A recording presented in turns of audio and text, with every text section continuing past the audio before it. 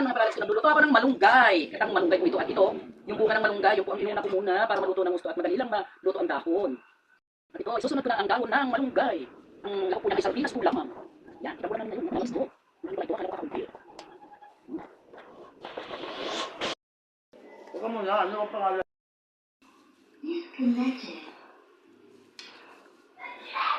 Kilala niyo ba ang pagkain na to? Ito ay masangsang sa ilong, pero napaka-sarap. Hulaan nyo kung ano po ito. Yan. Oh. Yummy.